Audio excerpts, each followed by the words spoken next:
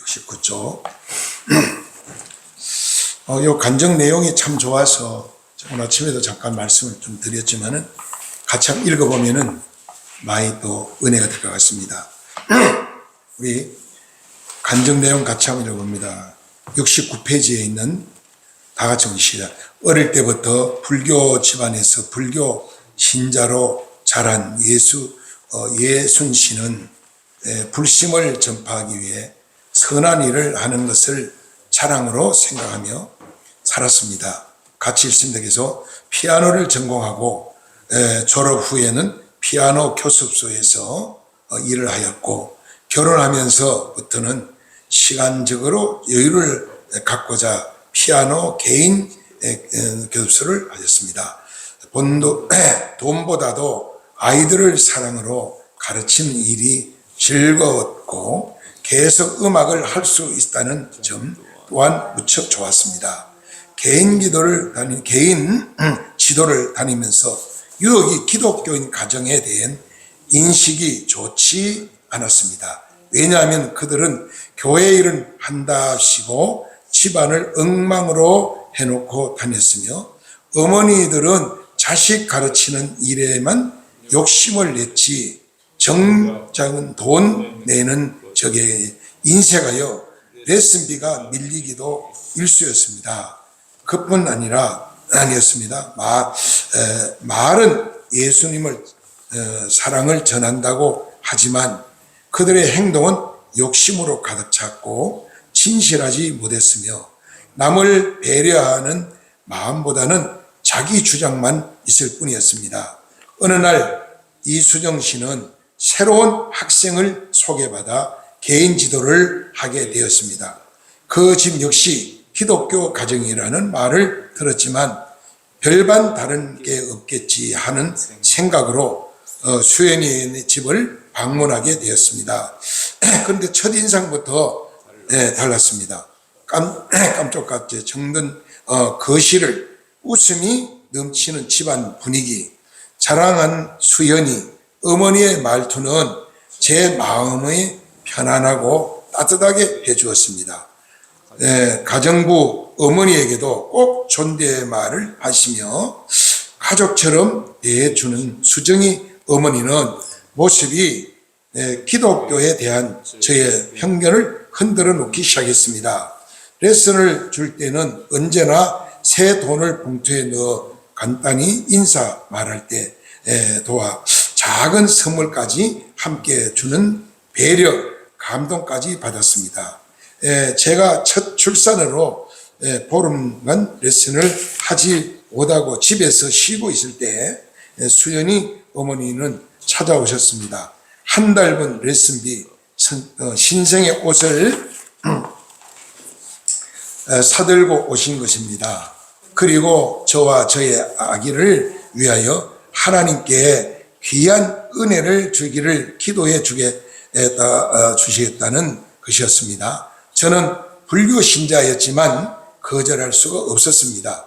얼마나 진실한 마음으로 좋은 말씀을 골라서 기도를 해주는지 이미 그분은 받은 것 같이 느끼게 되었습니다.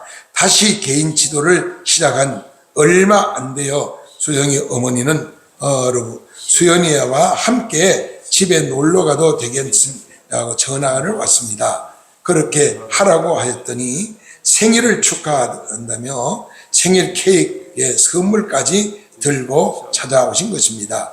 선물 2개인 하나는 보고 마음에 안 들면 돌려주셔도 됩니다 라는 말씀을 남기고 가셨습니다. 선물을 풀어보니 하나는 속옷 선물이었고 다른 하나는 예쁜 가죽 표지로 만들어진 성경 찬송인데 그곳에는 이렇게 적혀 있었습니다. 내가 만난 예수님이 너무 좋으신 분이라서 이 귀한 축복을 함께 나누기를 바라며 선물을 드립니다.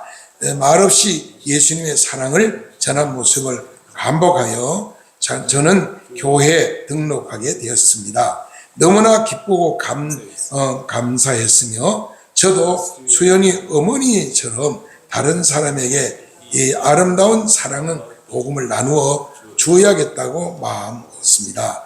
우리들도 믿음의 본을 보이는 성도의 삶을 삽시다. 그래요. 많은 사람들이 전도하다 보면 에이구 예수쟁이 나를 믿네, 내 주먹을 믿어라. 예수 믿으라 신보나 뜯어 치라. 그런 말을 많이 들어요. 전도하다 보면은. 예수 믿는 사람 신보가 잘못됐다는 거예요.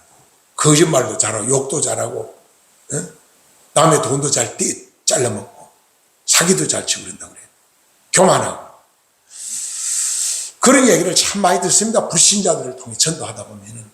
왜 우리 예수 믿는 성도들이 그런 소리를 들어야 됩니까? 예수님이 그렇게 하라고 가르쳤습니까? 예수님 뭐라 너는 세상의 빛이라고 그랬어요. 아무리 세상에 어두워도 빛을 얻으면 물러갑니다.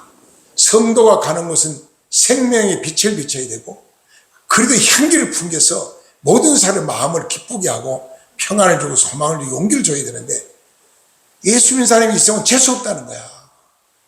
예수 믿는 사람 만나면 재수없다는 거야. 그래서 예수를 안 믿겠다는 거야. 여러분 오늘 목사도 그렇습니다. 목회를 목사라고 다 목사가 아니에요. 가짜 목사 얼마나 많은지 몰라요. 돈 주고 목사 사는 데도 있어요. 돈 주고 사는 데도 있어요. 신학 공부도 안 하고. 그리고 주위에 큰 사건 친 사기꾼들, 목사들 방송 나오는 가면 전부 다 가짜 목사들이 거의 90%가 가짜 목사들이더라고요. 그리고 총회장이다, 노회장이다, 뭐 신학파다 이게 중요한 게 아니에요. 목사님은 오늘 아침에 말씀드린 양들을 잘 돌보고 잔잔한 물가로 풀어준 인도에 살찐물을 먹여서 양들이 건강하도록 잘 키워야 되는 사명이 목사님들의 사명 아닙니까?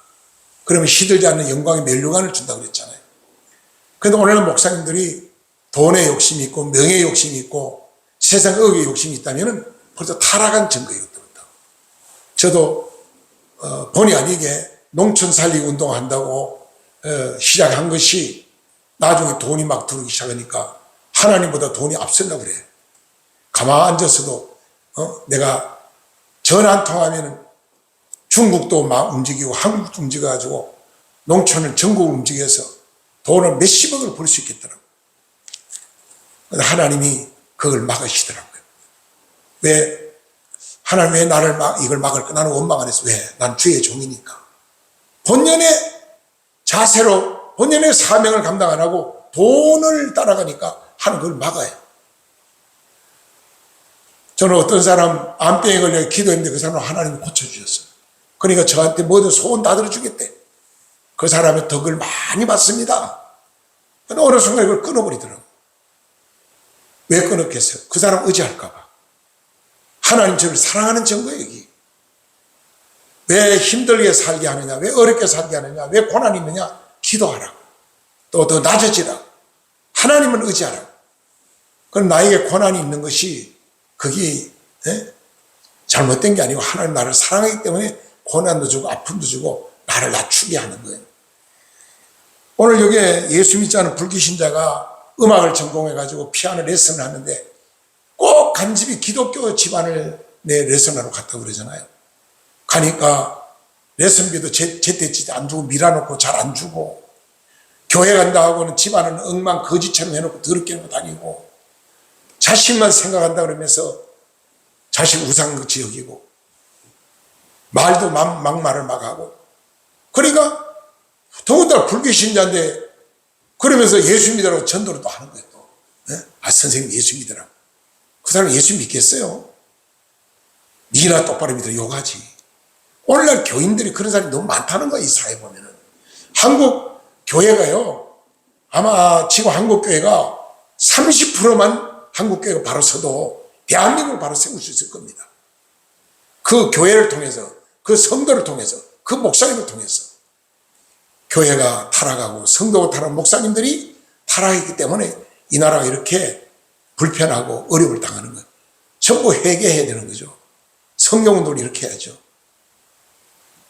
그런데 마지막 한 가정 소개받고 가는데 역시 또 기독교 집안이니까 재수없어 그랬겠지. 속으로 안 그랬겠어요? 또 재수없게 기독교네. 근데 그 집에 가니까 들어가자마자 인상이 다르다는 거 아닙니까? 인상이. 반갑게 인사하고 집안도 깔끔하게 치워놓고 맛있는 음식도 대접하고 친절하고 사랑을 베풀고 레슨비를 줄 때도 정성껏 다 해주고 그 또 줄 동안도 선물을 꼭 준비해주고 생일날 되니까 생일 선물을 보내고 얼마나 감동되겠어요. 그러니 그래도 예수 믿으라 말도 안 한 거예요. 내가 우리 교회 가자 말도 안 하고 계속 삶의 본을 보였잖아요. 그러니까 어느 날 마지막 생일 파티 선물 보낸 게 속옷하고 성경책을 보냈다고 그러잖아요. 그 성경책에 내가 믿는 예수님을 믿어보니 너무 좋으니 너무 좋아서 내가 성경책 하는 말씀을 선물로 드립니다. 그 말만 했는데 감동받아가지고 그 성도 나가는 교회에 등록하고 성도가 됐다고 그러잖아요. 오늘날 우리가 전도가 말로만 전도하지 생활 전도가 너무 약해요.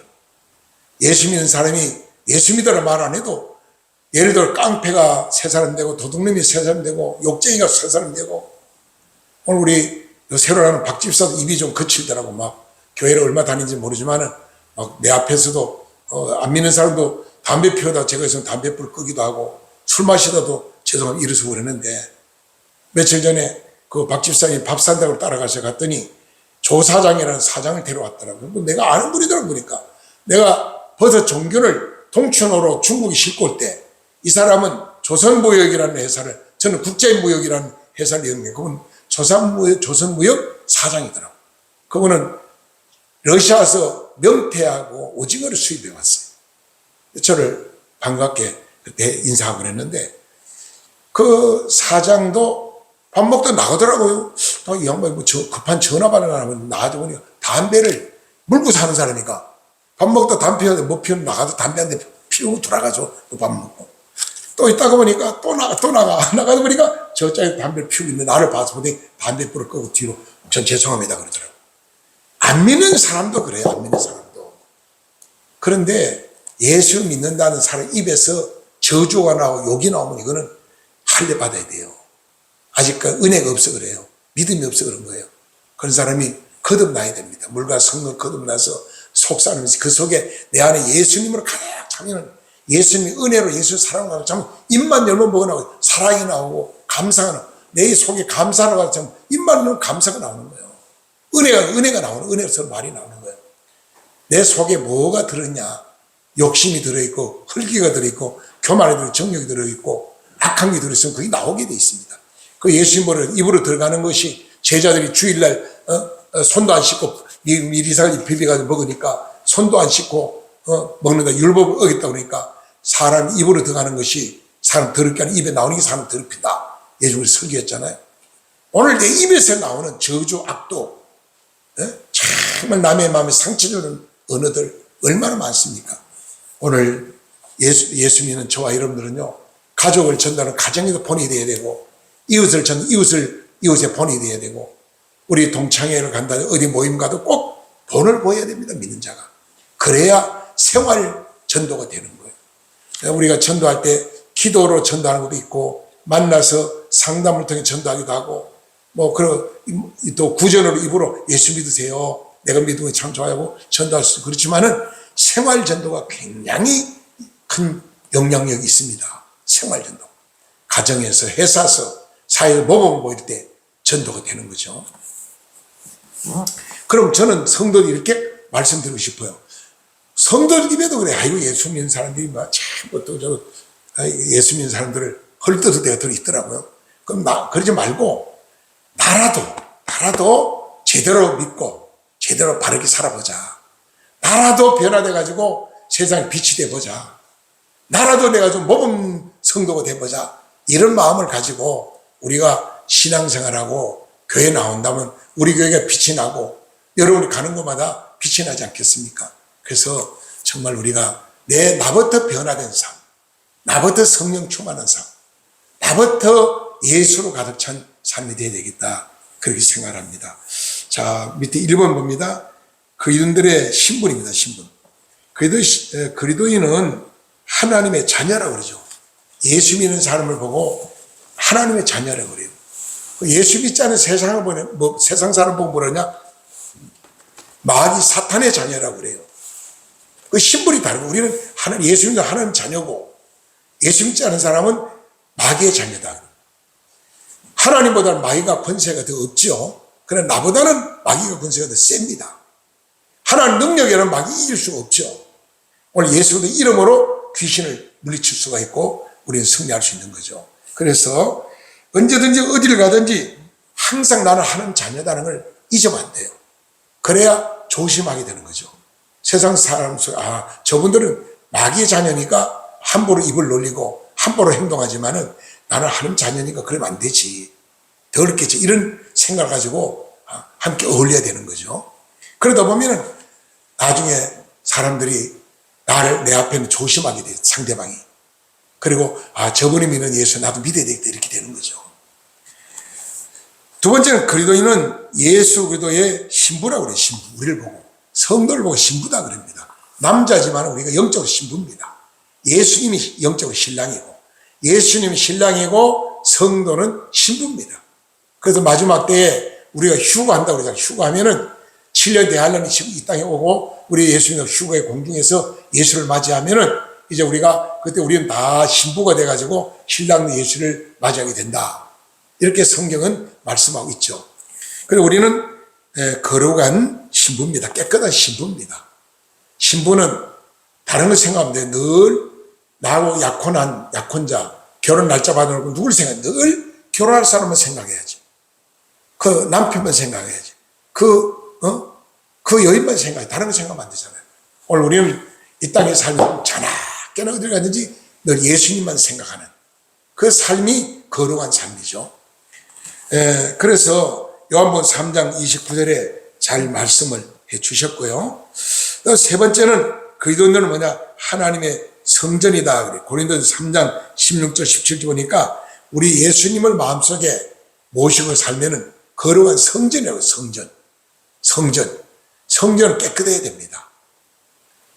하나님 성전을 더럽히면 안 돼요. 깨끗해야 됩니다. 성경에 보면은 담배 먹지 말라는 말은 없어요. 먹어서 배부르지 않는 건 먹지 말라. 담배는 안만 먹어도 배가 안 부르잖아. 그러니까 기독교는 담배를 피우지 말라 그럽니다. 또 술은 우리를 타락시키는 거니까 술을 먹지 말라 그래요. 술 먹는다고 물론 지옥 가는 건 아니에요. 그러나 술을 좋아하다 보면 내가 나도 타락하니까, 범죄하니까 술을 멀리하라. 술을 먹지 말라. 성경은 그렇게 말씀하고 있습니다. 요한복음 1장 12절 이런 말씀을 하죠. 영접하는 자, 그 믿는 자는 하나님의 자녀가 되는 권세를 주셨느니라.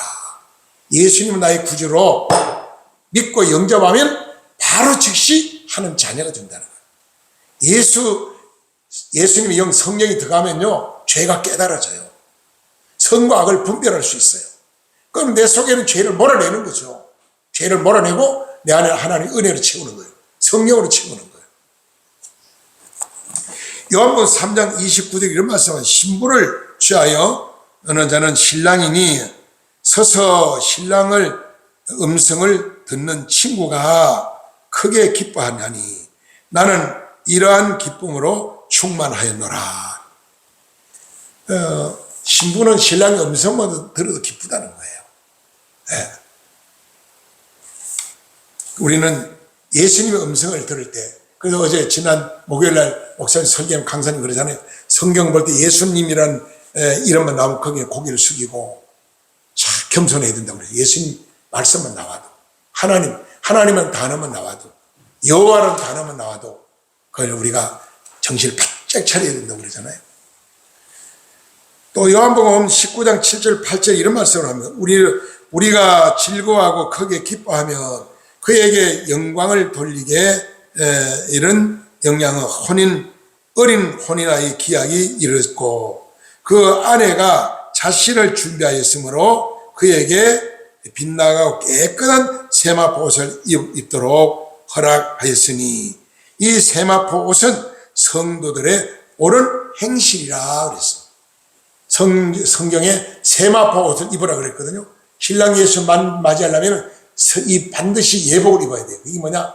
그게 깨끗한 예복인데 그 예복이 뭐냐? 바로 그 예복은 성도의 깨끗한 행실이다 그랬어요. 깨끗한 생활, 거룩한 생활. 또 고린도전서 3장 16절 17절에 이런 말씀을 합니다. 너희는 너희가 하나님의 성전인 것과 하나님 성령이 너희 안에 계신 것을 알지 못하느냐.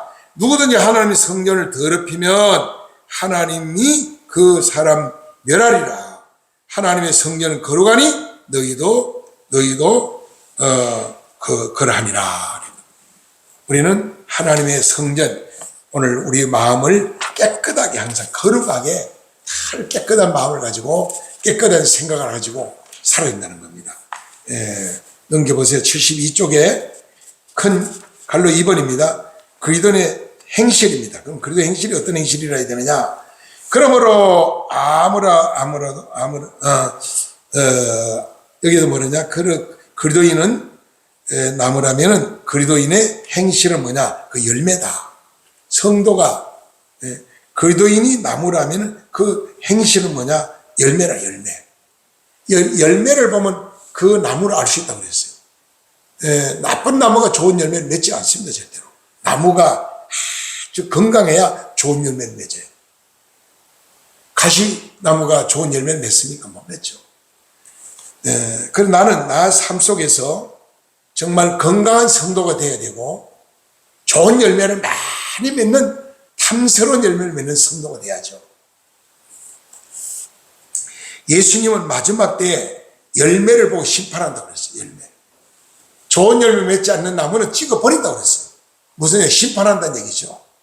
우리 성도는 열매 맺는 삶이 뭐냐? 그게 기도 열매, 전도 열매, 봉사 열매, 뭐 헌금의 열매, 우리 생활의 열매, 다 그 열매죠.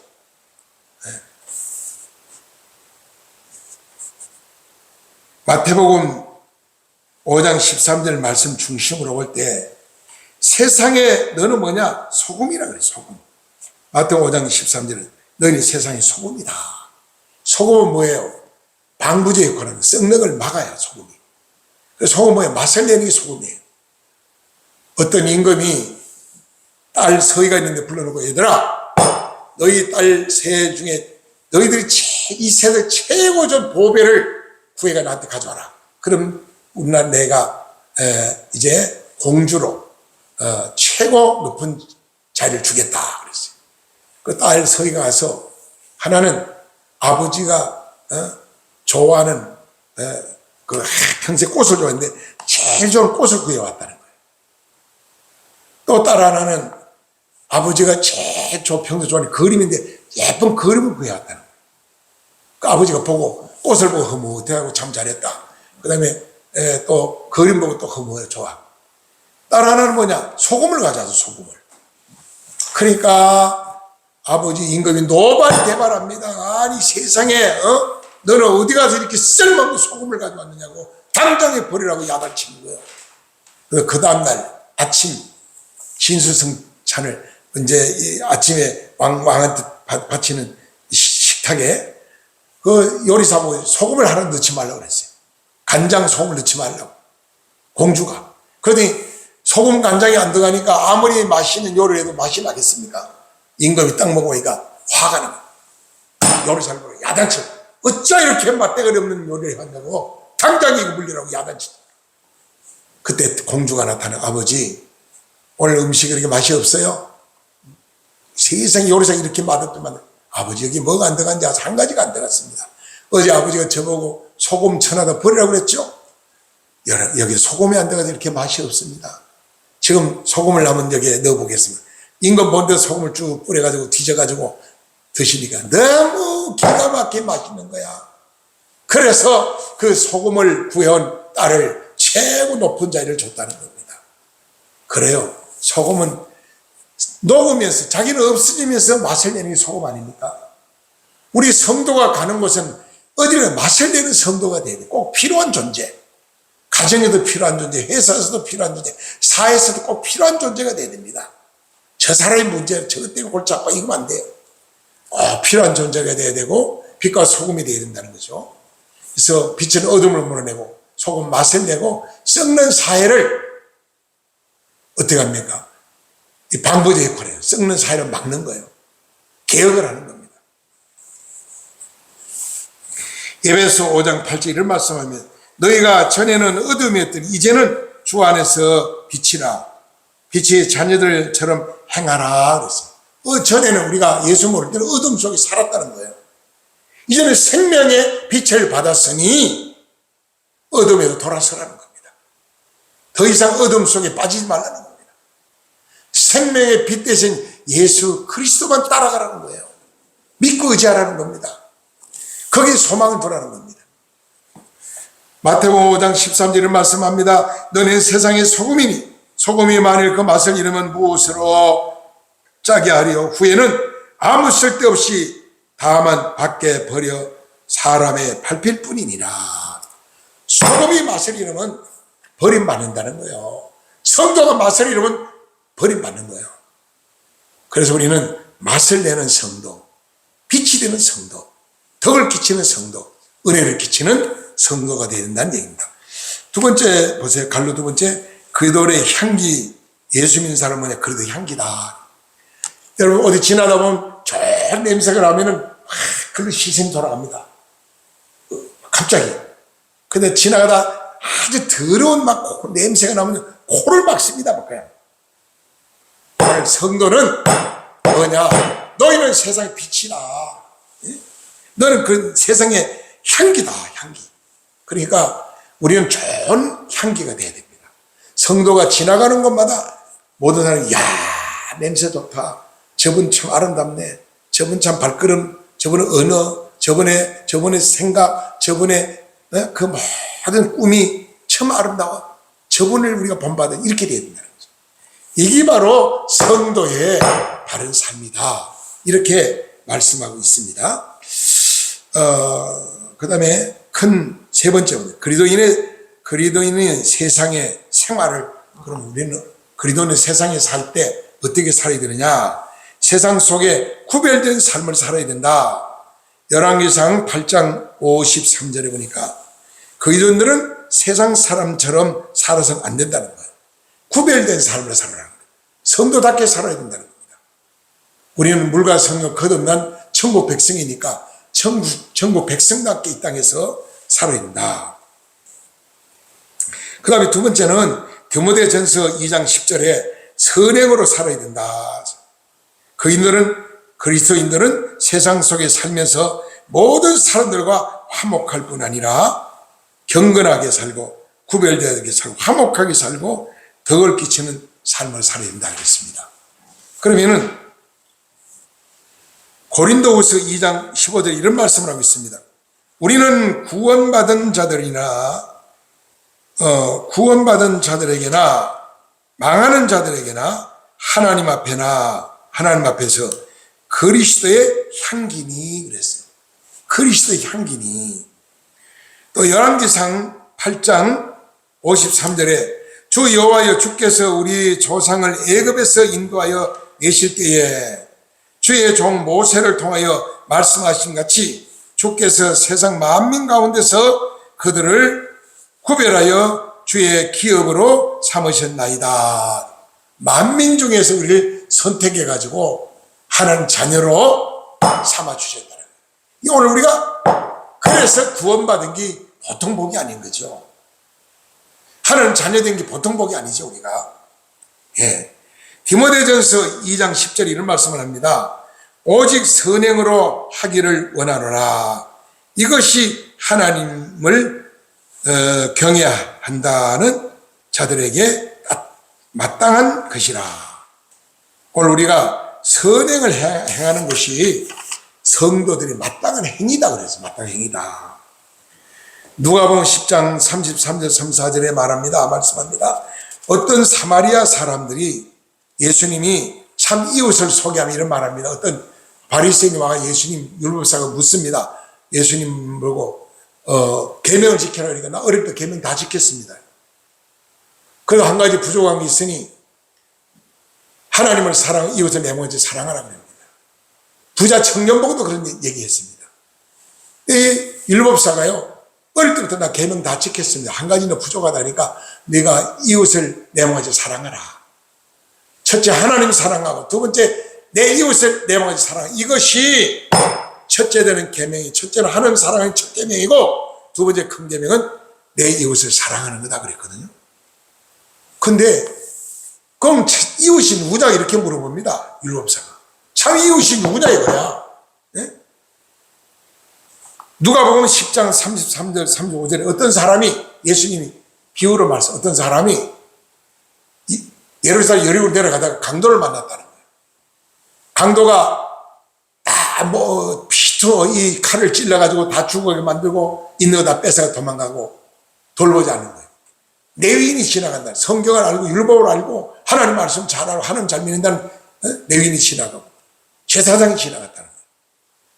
그냥 자기가 죽을까봐 가서 그 사람 건져줘야 돼. 그 사람 돌봐주고 살려야 되는데 보고 도망갔다는 거예요. 그런데 사마리아 사람이 여행하다가 걸로 가가지고 그 쓰러진 강도 만난 사람을 가서 상처를 치유해주고 자기가 타고 나게 태워가지고 오늘만은 병원에 그냥 주막에다 갖다 맡기고 이 사람을 좀 잘 치료해달라고 돈을 주면서 부족하면 내가 다 갚아주겠다고.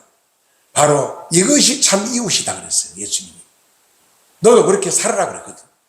네가 그렇게 사는 것이 바로 계명을 지킨 거다. 참 이웃을 사랑한다는 거, 강도 만난 자를 구원하는 거, 도와주는 거. 오늘날도 우리 주위에 보면요, 강도 만난 사람 많이 있습니다. 갑자기 어려움을 당한 사람, 갑자기 큰 실패하고 고난 속에 있는 자, 정말 불쌍한 자가 있어요. 갑자기 나도 모르게 갑자기 어려움을 당한 자, 우리 외면하면 안 된다는 거죠. 그 사람에게 관심을 둬야 되고 그 사람을 돌봐줘야 되고 그 사람을 사랑을 베풀어야 된다는 거죠. 그게 뭐냐? 그렇지 않은 예수님은 하나님 자녀라는 겁니다. 성도라는 겁니다. 거룩한 백성이라는 겁니다. 세상에서 경건하게 살아야 된다. 그리고 우리는 디도서 2장 12절 보니까 너희는 세상에 경건하게 살아라. 경건하게. 세상에 대한 그리스도인의 바른 태도는요, 경건입니다. 경건.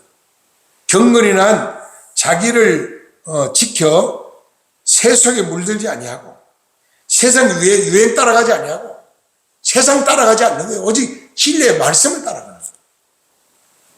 많은 사람이 세상을 따라가면 유행을 따라갑니다.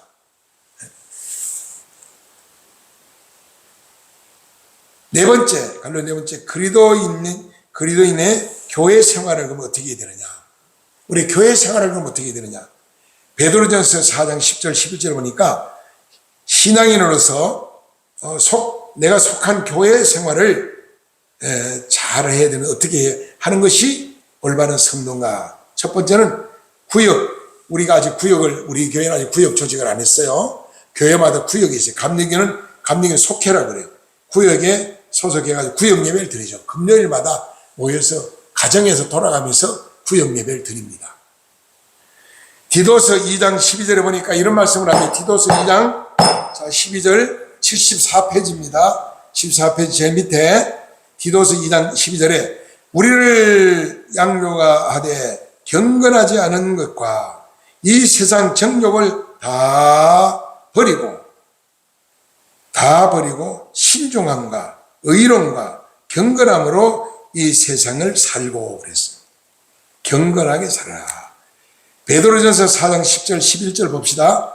각각 은사를 받은 대로 하나님의 여러 가지 은혜를 받은 선한 청지기같이 서로 봉사하라. 만일 누가 말하려면 하나님 말을 하는 것 같이 하고 누가 봉사하려면 하나님 공급하는 힘으로 하는 것 같이 하라.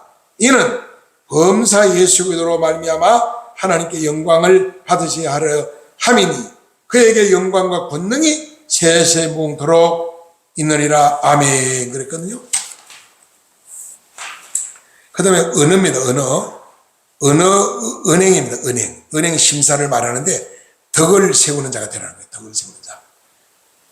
교회 사람들은 성도들끼리도 모범을 보여요. 성도들에게도 서로가 서로를 모범을 보여야 돼요. 모인 곳이 성도가 모인 곳이기 때문에 서로 대한 예의와 경건한 삶으로 예의 바르게 상대를 존중하고 아랫사람을 사랑할 줄 알고 윗사람 높일 줄 아는 그런 삶을 살아야 합니다. 각종 봉사활동에 참여해야 됩니다. 예를 들어 말하면 장애인을 돌보는 거, 고아원을 돌보는 거, 양로원을 돌보는 거, 교도소, 또 독거노인, 소년, 소녀, 가장들, 또 일반 각종 재해로 고생하는 이들을 돕고 그들을 봉사하고 섬기는 일을 하라는 겁니다. 성도들이 앞장서야 돼요. 그런 면에. 우리 주위에 어려운 일을 있으면 내가 먼저 앞장서서, 여러분 몇 년 전에 서해 바다에 그 유조선이 폭파해가지고 바다를 다 오염시켰어요. 그 바다에 그 깔린, 자갈에 깔린 그 기름등을 누가 다 닦았는지 아세요? 일반인도 많이 가지고 한국교회가, 전국교회가 동원돼 그걸 다 닦았어요. 우리 속초서도 많이 갔습니다. 우리 노예도 많이 가고. 한두 번 가, 여러 번 가가지고 다 수건을 가져와서 기름을 좀 닦아가지고 백사장을 깨끗하게 만들었어요. 거기에 누가 먼저 가냐? 기독교. 교회가 먼저 갔어요. 국가에서 선포하기 전에 사회에 봉사하기 교인들이 먼저 나가셨어요. 목사님들이 먼저 가고 성도들이 먼저 가고 교회 차로 관광버스로 통원해가지고 하루도 막 수십만 명이 가가지고 기름을 닦았거든요. 어려운 재난. 지금도요. 지난 내가 4년 전에 불났을 때도 제일 먼저 달려온 게 한국 교회 봉사단이 왔더라고요. 기독교 봉사단이. 뭘 가져왔느냐? 먹을 거예요.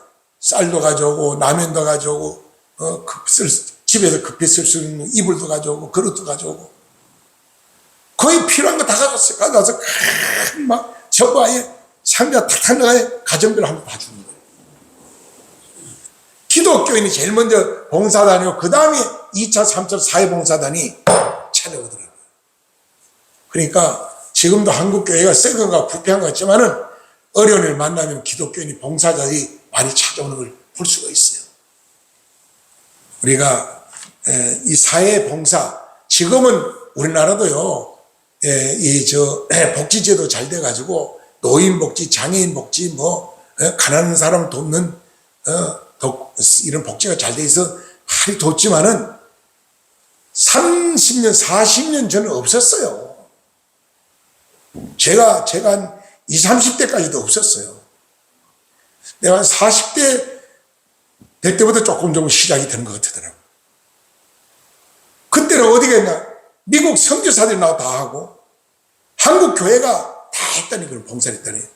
고아원도 세우고, 양론도 세우고, 나가 독거노인들 돕고, 뭐 했냐면, 노숙자를, 누가 먼저 도왔냐면, 노숙자들이, 목사님들, 장로, 성들이 가서, 지금도 마찬가지, 노숙자를, 제일 맨 노숙자를 돕는 분들이 성도들입니다, 지금도. 서울역 가보면은, 영등포역에 가보면은. 제가 전번에 2번이나 다녀왔거든요. 구세군에 있어요. 구세군. 12월 달 되면 거기서 이런 돈 먹으면 구세군은 그 돈 가지고 구제 사업을 합니다. 헌금도 물론 하지만은 그거 가지고 많은 사회 사업을 하죠. 교회가, 성도가 항상 재난을 당할 때, 어려움 만날 때 내일 아니니까 나하고 상관없어. 이건 죄를 지는 거예요. 내일처럼, 내 아픔처럼 생각하고 달려가라는 겁니다. 단돈 10,000원이라도, 단돈 100,000원이라도 가서 구제하고 섬기라는 겁니다. 연탄이 없는 사람 보고, 따뜻하게 지내, 그렇게 춥게 지내냐, 그럼 뭔 소용이겠어요? 연탄 한 장 사다 주고, 말 한번 해야지. 쌀이 없다는데 쌀 안 갖다 주고, 배부르게 먹으라면 뭔 소용이 있겠어요? 쌀을 갖다 주고, 우리가 필요를 채워주면서 하나님 기도하고 믿음으로 나가요. 이게 성도들의 사명이에요. 교회 사명입니다. 교회 기관도 열심히 우리가 도와야 됩니다. 교회 안에는 남전도 있고 여전도도 있고요. 찬양대도 있고 주일학교도 있고 선교부도 있고 상조회도 있고 차량 봉사 큰 교회는요 다 있어요. 영상 담당, 찬양 담당, 차량 담당, 또 주차장 안내 담당, 식당 담당, 성가대 각 부서별로 있어요. 초상나면은 상지부가 있어요. 이거 상지부도 먼저 달려갑니다. 큰 교회는 전부 이렇게 조직이 돼 있어가지고 다 각자 자기 소속된 부서에서 봉사를 하는 거예요. 그리고 우리가 기억할 게 있습니다. 뭘 기억해야 되느냐? 교회 안에서, 사회에서 우리 성도들이 다른 사람의 말이나 행동으로 상처 주지 않도록 주의해야 됩니다. 우리가 말로요 남의 상처 줄 때가 많잖아요. 항상 입을 조심하지 않으면 날마다 우리 죄를 져요. 순간적으로. 남에게 상처 주는 것도 죄고 상처받는 것도 죄요. 안 들으면 약이래. 듣고 나니까 병이 되더라고. 그러니까 어디 가서 안종을 옮길 필요도 없어. 나 혼자만 새기면 되는 거예요. 네? 기도하고. 그리고 교회가 권장하는 각종 성경 공부에 꼭 참석하라. 오후에 사실 우리가 성경 공부하는데 이거 여름에 모이면 다 우리 읽어가면서 대화를 하면서 이걸 어떻게 생각합니까? 제가 질문하고 답변 이러면은 상당히 우리가 삶에 적용도 되고 너무 좋아요. 제가 이 속초 시민께서 사용하던 교재를 그대로 지금 쓰고 있기 때문에 제가 해봤거든요. 큰 교회에서도 해보고 작은 교회도 해보고 하니까 너무 은혜롭게 받아들이고 많은 성도들이 많이 성장하더라고요. 세 번째는 교회가 허락하지 않는 기도 모임이나 예배, 성경 공부는 절대로 가면 안 돼요. 교회 목사님 몰래 이렇게 하는 게 뭐냐, 이단들이 그렇게 해요. 이단들이 교회 몰래, 목사님 몰래, 아무도 몰래 숨어서 뭐 안수기도 해주고 예언도 하고, 또 그다음 무슨 병도 고쳐준다 그러고 그런 데가 많아요. 그런 데는 우리가 조심해야 됩니다. 그리고 함부로 기도를 받거나 기도해 주는 것도 안 됩니다. 누가 함부로 모르는 사람이 기도해 준다고 그냥 기도 무조건 받으면 안 돼요. 그 사람 신분을 알고 기도를 받아야지. 그런 우리가 주의해야 됩니다. 또 교회 내에 이단 냄새가 나면 빨리 담임 목사님 알려줘야 돼요. 저분이 좀 이상하다, 좀 말하는 이상하고 좀 이단 같다 그러면 목사님 알려준 목사님이 그 사람을 상담하고 지도를 해서 빨리 바로 세울 수 있는데 그걸 안 알려준 목사님이 그걸 모르고 넘어가다가 당하는 거예요. 그리고 교회가 지정한 기도원이나 집회에만 꼭 참석해야 된다는 거. 왜 그러냐면은 지금 우리도 기도원이면 교회지만은 이상한 기도원이 많아요. 내가 아는 권사님 한 분은 기도원을 갔더니 그 권사님이 예언 기도를 하고 무슨 투시를 하면서 내가 기도해 보니까 앞으로 어떤 큰 문제가 생기는데 여기다가 지금 3억을 헌금해야 된다고 그러더래요. 그 기도원에서 3억을 가져오라고 그러더래요. 그 권사가 돈이 많은 사람이거든. 그러니까 이 권사가 갔다 와가지고 기도를 받고 고민이 되게 잠이 안 오더래. 저한테 전화가 와서 며칠 목사님, 내가 어느 기도원에 갔는데 원장이요 뭐라고 안수기도 예언기도 하면서 지금 앞으로 큰 재난이 오는데 3억을 헌금 안 하면은 재난 이길 게 없어서 이걸 당신 나가는 교회 바치고 우리 기도원에 가져오라고 그러더래. 그것도 현찰로. 그것도 날짜를 며칠까지. 막 고민이 돼. 이 기도원 원장 말 안 들으면 나 진짜 이런 재난이 오면 어떡하지 불안하더라고요. 그 나한테 참 목사님 이런 데가 기도하는데 이걸 어떻게 해야 됩니까 물어. 담임 목사한테 물어보고 왜 나한테 물어보고 우리 목사님한테 그런 얘기인데 혼날 것 같아 말을 못 하겠대요. 그래서 저한테 내가 얘기했어요. 권사님 그거는 사입이야 이단이야. 무슨 기도해 보니까 3억을 가져오라 그러고 큰 재난 온다 그러고 거짓말이야. 가짜야. 돈 10원 하나 갖다 바치지 마라. 그래도 돼요. 안 바치면 벌 안 받을까요? 괜찮아. 하나님 왜 벌 받아? 그 돈이 좀 권사님 나가는 교회다 단돈 1,000만 원 갖다 바쳐 3억 갖다 주려고 그러지 말고.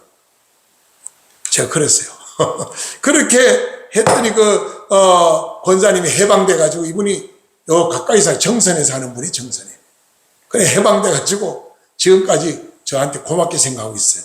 저한테 그분이 참 잘해줬거든요. 계속. 이렇게 해서 우리는 이단을 주의하고 또 성도를 신비주의를 주의해요. 신비주의. 우리 주위에 신비주의자가 참 많아요. 뭐 예언한다 그러고 투시한다 그러고 예언 안 하면 예언이라 그러면 그게 그대로 100% 맞아요. 그게 예언입니다. 틀리면 예언이 아니죠. 투시도 맞다. 투시도 정확하게 맞아야 되는 거죠. 자, 우리 마지막 거울보기 같이 읽어보고 말씀 마치겠습니다. 이거는 아주 참 또 감동적인 간증입니다. 한번 같이 읽어보겠습니다. 믿음으로 승리하는 생활. 다 같이 시작. 취업날 속에서 어렵게 회사에 입사한 전용호 씨는 고민이 있었습니다.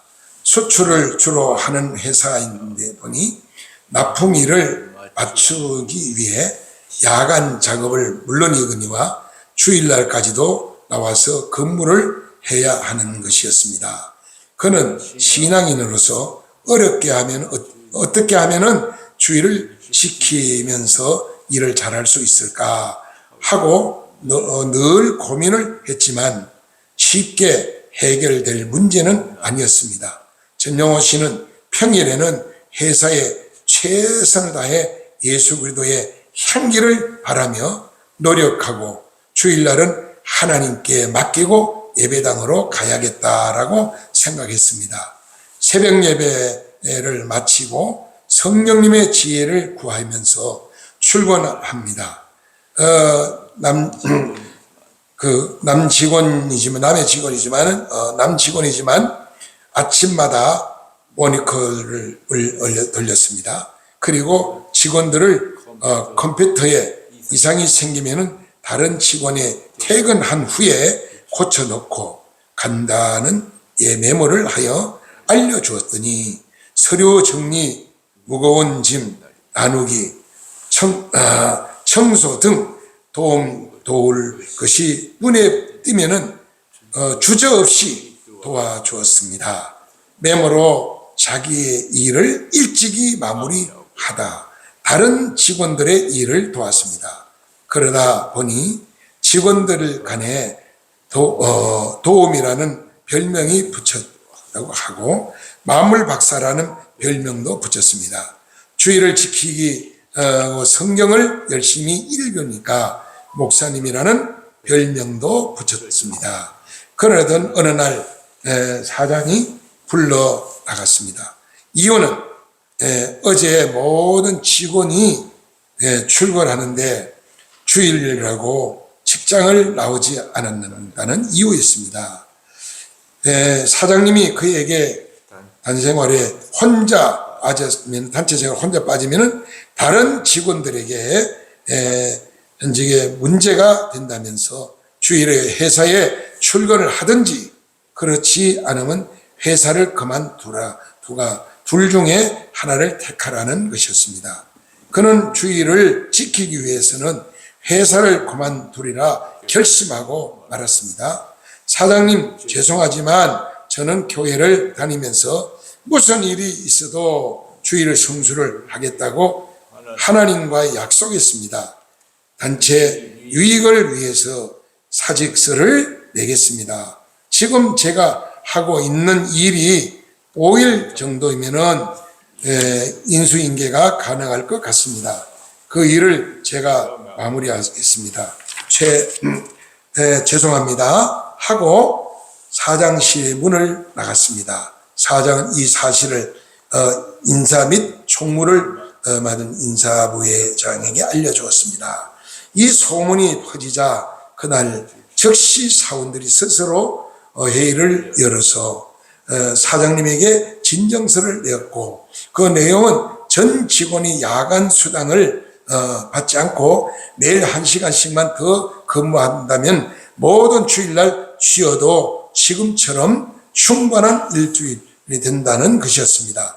전용호 씨는 여러모로 일에 본이 되고 모든 직원들에게 도움을 주는 직원이며 겸손하고 성실한 직원에게 우리 회사에 꼭 필요하다는 내용을 포함되어 있었습니다. 불신자인 사장은 처음으로 전 직원에 올린 진정서를 보면서 무모한 일 회사를 후모하기로 결정하였습니다. 그 결과 회사의 제품 생산량은 전보다가 더 늘어났고 모든 직원이 한뜻으로 회사를 발전시키는 계기가 되었다는 합니다. 어려움 속에서도 믿음을 지킨 전용호 씨는 그 회사 최우 사원상을 받게 되었고 많은 직원을 전도하였다고 합니다. 우리 모두 예수의 향기가 됩시다. 그래요. 우리는 이 전용호 씨 같은 이러한 생각을 가지고 믿음 생활을 해야 전도할 수 있는 거지. 주일날 직장 나오지 말라고 벌벌 떨고 교회 안 나오고 주일날 직장에 나가고 그런다면 큰 인물이 못 되는 거죠. 하나님은 그런 사람 크게 안 쓰십니다. 예수님 말씀에 나를 위해 죽고자 하는 살고 살고자 죽는다 그래서 예수님이 그랬거든요. 오늘 우리는 주님을 위해서 주일을 엿새도 열심히 하고 주일을 거룩히 지키라고 주님 말씀했기 때문에 주일을 잘 지키고 하나님 앞에 충성된 성도의 삶으로 하나님을 기쁘게 하는 우리 모두가 다 되시기를 주로 축복합니다. 기도드리겠습니다.